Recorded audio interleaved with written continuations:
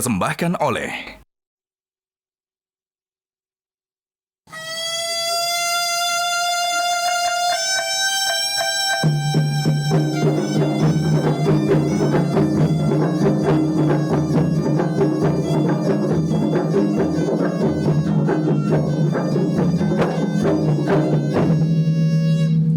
Assalamualaikum warahmatullahi wabarakatuh. Waalaikumsalam Allahu warahmatullahi akbar. wabarakatuh.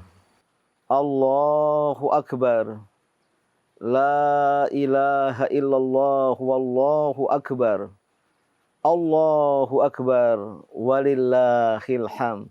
Tafadhal takbir. الله أكبر الله أكبر لا إله إلا الله والله أكبر الله أكبر ولله الحمد. Tiada yang patut kita ungkapkan pada saat seperti sekarang ini, khususnya oleh umat Islam, dan lebih khusus lagi oleh as-shaimun dan as-shaimat yang telah menunaikan ibadah Ramadan selama 1 bulan penuh, kecuali rasa syukur kehadirat Allah Subhanahu wa Ta'ala bahwa kita telah sampai di penghujung bulan suci Ramadan yang penuh dengan keberkahan ini.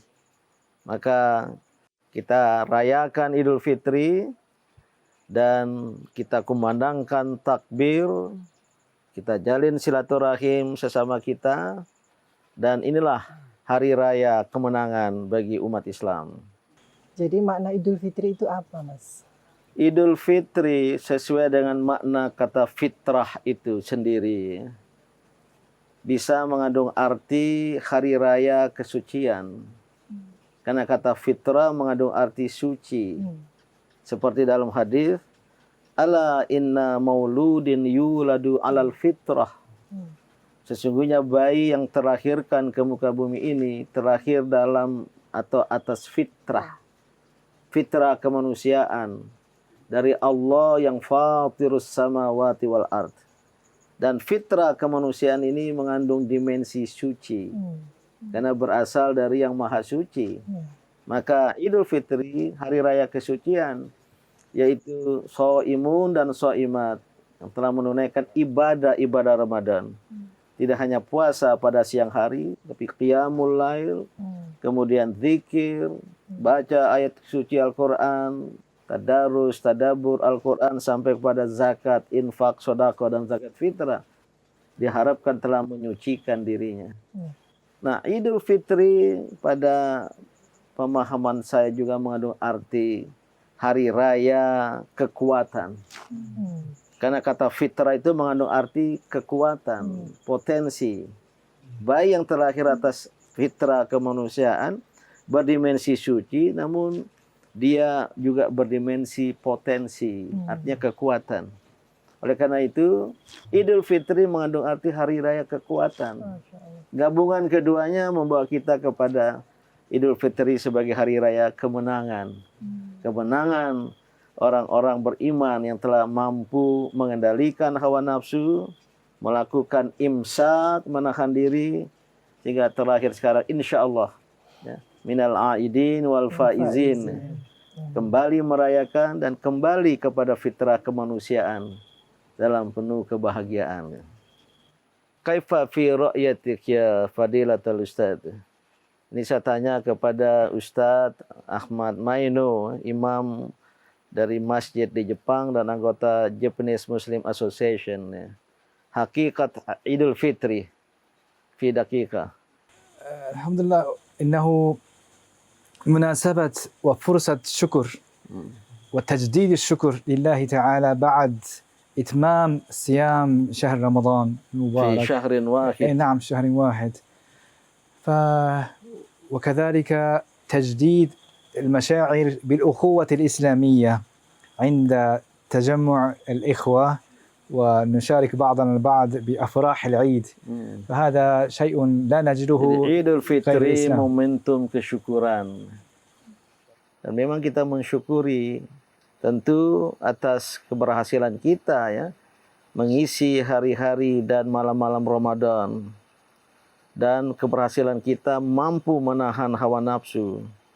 Dan keberhasilan kita yang kita syukuri karena kita mampu untuk memperbanyak, baik meningkatkan kuantitas dan kualitas amal ibadah kita. Kita la'allakum tashkurun, semoga kamu menjadi orang yang pandai bersyukur. Karena belum tentu kita bisa menemui Ramadan pada tahun yang akan datang. Banyak dari saudara-saudara kita, kerabat dan sahabat kita, ternyata pada Idul Fitri yang lalu masih ada, tapi pada Idul Fitri sekarang sudah tiada. Inilah alamat dari kesyukuran kita.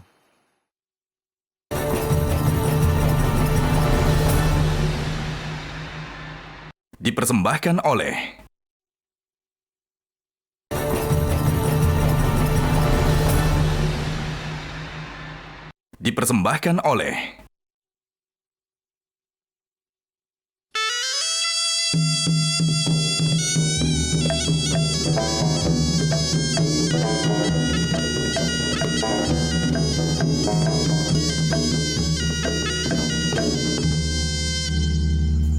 Jadi Bang, kalau setelah tadi mendengar ya makna dari Idul Fitri, apa kaitannya ibadah di bulan suci Ramadan dengan Idul Fitri? Ya, jelas berkaitan karena Idul Fitri itu kita rayakan di akhir Ramadan. Ya. Berarti perayaan dari semua ya. amal, perbuatan, ibadah yang kita lakukan pada bulan suci Ramadan. Namun yang paling penting ya, harus kita pahami esensi dari Ramadan itu. Yang di dalamnya ada seperangkat ibadah, ada sistem peribadatan, tidak hanya puasa. Banyak umat menjalankan Ramadan hanya dengan berpuasa pada siang hari. Ya. Pada malam hari tidur pulas. Tidak melakukan sholat taraweh, qiyamul lail. Atau sebaliknya ya Bang, kadang-kadang siang tidur juga katanya dinilai sebagai ibadah. Ya, tapi jangan tidur sepanjang waktu. Iya. Ibadah Ramadan itu ya, yang merupakan satu sistem banyak bagian-bagiannya itu. Kalau bisa dilihat ya, fungsinya itu ada dua. Ya. Pertama, tazkiyatun nafs. Penyucian jiwa, penyucian diri. Nafs itu diri, the self. Atau self refinement.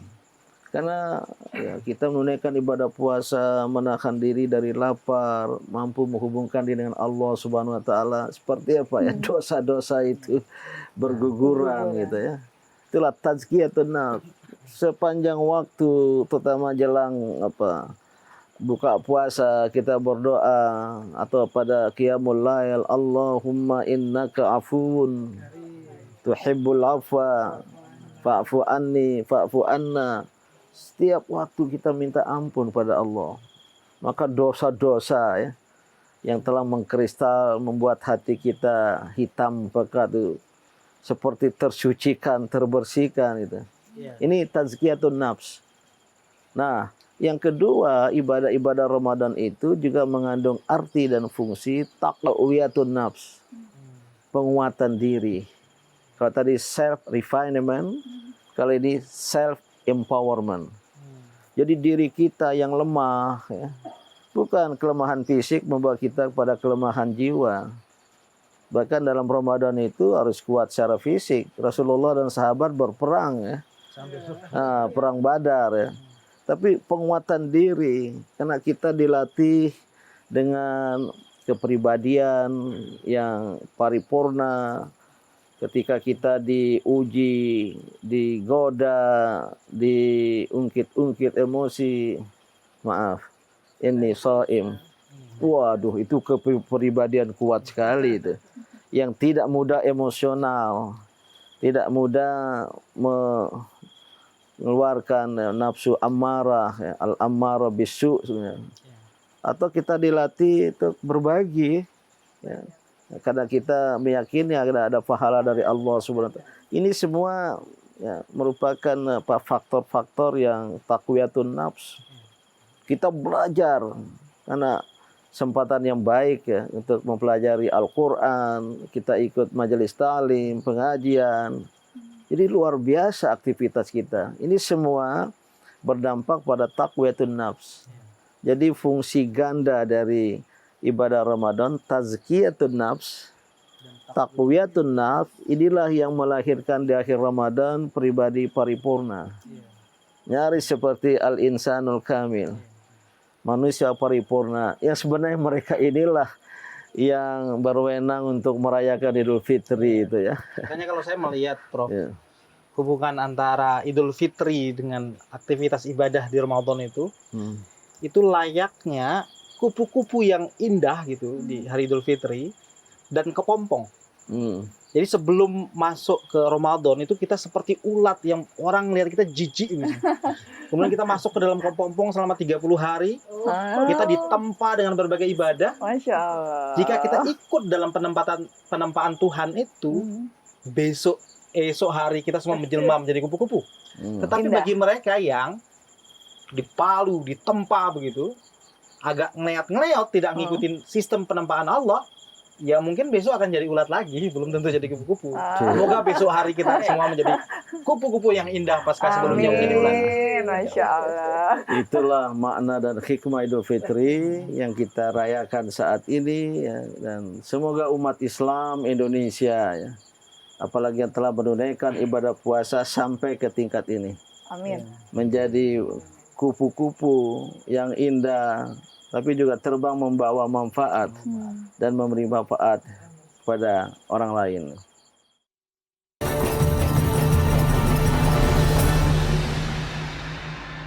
Dipersembahkan oleh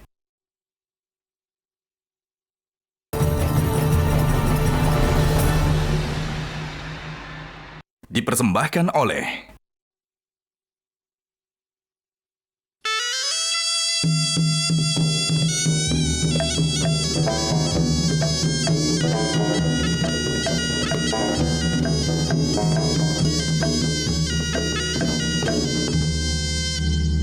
Ini Bang, kita sudah masuk hari kemenangan ya, Idul Fitri. Bisa nggak kalau kita artikan Idul Fitri ini sebagai hari yang mana kita juga beribadah kita di Idul Fitri ini selama bulan Syawal dan bulan-bulan selanjutnya seperti ibadah yang kita lakukan di bulan Harus Ramadan. demikian.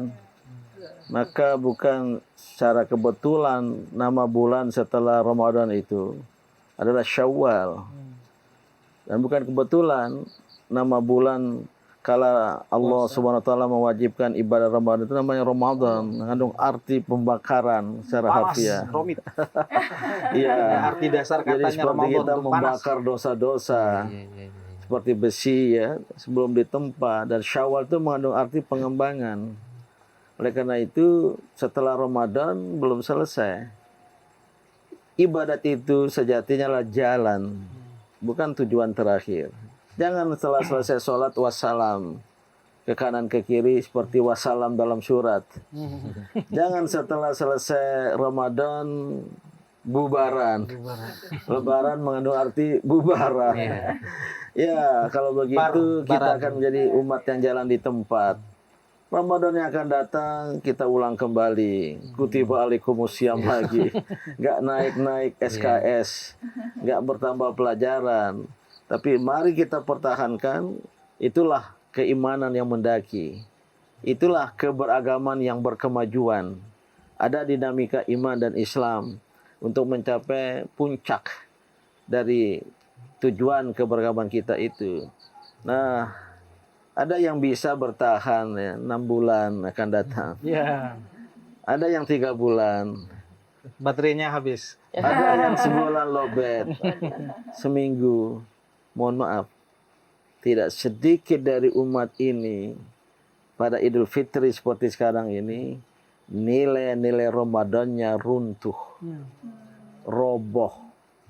Sebagai contoh, ya, ketika Idul Fitri berziarah, menjalin silaturahim dari rumah ke rumah di Sumbawa, tempat kita mengadakan pertemuan ini, itu wajib untuk masuk atau naik ke atas rumah di kampung itu. Kalau sampai tidak naik ke atas rumah panggung atau ke dalam rumah, itu akan dilihat ada masalah. Ya, kita belum selesai dengan penghuni rumah. Itu ziarah namanya sini. Tapi karena asyik ziarah, lupa sholat zuhur. Betul juga. Ya, Karena asik bersilaturahim, makan sepuas-puasnya. Padahal esensi Ramadan, puasa, imsak. Imsak, menahan diri. Ini pertanda orang-orang yang merajut tenunannya tapi kemudian mencabut kembali. Maka sungguh nestapa bagi orang-orang seperti ini. Syawal adalah bulan bagi kita untuk meningkatkan amal ibadah sampai seterusnya. Dan kita bertemu dengan Ramadan, kita tingkatkan lagi. Itulah dinamika keimanan. Lalu Bede, bisakah atau bolehkah kita mengukur apakah ibadah kita di bulan Ramadan itu sukses? Kan kita misalnya tadi digambarkan berubah menjadi kupu-kupu, tidak mungkin kan keluar sayap gitu. Lalu bagaimana kita mengukur? Ya, kita sendiri yang bisa mengukur itu. Ya. Dan Allah sudah memberikan ukuran-ukuran. Orang yang sukses di dalam menunaikan ibadah puasa adalah orang yang menuju kepada ketakwaan. Al-Quran menyebut syarat tanda-tanda orang yang bertakwa ya. Hudal lil muttaqin di Al-Baqarah ya. 1, 2, 3, 4, 5. Nanti di surat lain kalau tidak salah Al-Imran 133. Wasari'u ila maghfiratin mir rabbikum wa jannatin arduhas samawati wal ard uiddat lil muttaqin. Disediakan bagi orang yang bertakwa. Siapa yang bertakwa itu? 1, 2, 3. Waktu terlalu sempit untuk menjelaskan itu. Bisa kita lihat yang berinfak dalam keadaan mudah maupun susah, yang mampu menahan diri, yang mengimat pada orang lain, yang bertaubat dan bertekad untuk tidak mengulangi lagi perbuatannya. Kepada tamu kita ini, Dara Ustadz Ahmad Mainu, kalimat bil yabaniyah ya, tarhib Idul Fitri bimunasabah Idul Fitri, tab'an bil Arabiyah, taqabbalallahu minna wa minkum, atau di Indonesia minal aidin wal faizin, thumma bil yabaniyah ilal kamera. تقبل الله منا ومنكم وجعلنا وإياكم من العائلين والفائزين وكل عام وأنتم بخير.ラマダン明けのお祭りおめでとうございます。願わくはアンラーが、至高のアンラーが私たちの断食を、祈りを受け入れてくださいますように。アーミン。 Masya Allah. Arigatou gozaimasu. Dan lewat kesempatan ini kami khususnya komunitas Orbit Lintas Profesi atau Lintas Karya mengucapkan terima kasih dan memberikan apresiasi tinggi pertama kepada Metro TV yang telah menyiarkan bincang-bincang Ramadan ini. Dan yang kedua kepada PT Indofood Sukses Makmur yang dengan setia mensponsori dialog Ramadan ini sejak 15 tahun yang lalu. Dan mudah-mudahan tetap mensponsori dialog Ramadan ini pada tahun-tahun yang akan datang. Dan semoga PT Indofood Sukses Makmur semakin sukses. Amin. Dan semakin makmur. Terutama dengan produk-produk yang bersertifikat halal. Saya tahu lebih dari 4.000 produk Indofood telah memperoleh sertifikat halal dari Majelis Ulama Indonesia. Semoga kita berjumpa pada Ramadan yang akan datang. Wassalamualaikum warahmatullahi wabarakatuh. Waalaikumsalam warahmatullahi wabarakatuh.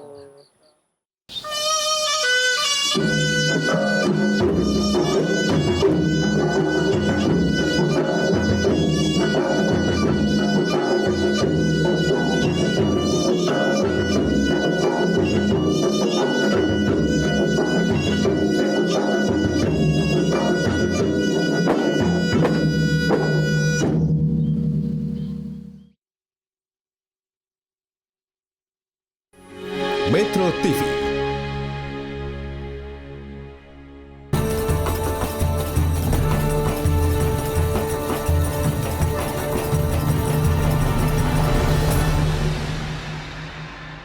Dipersembahkan oleh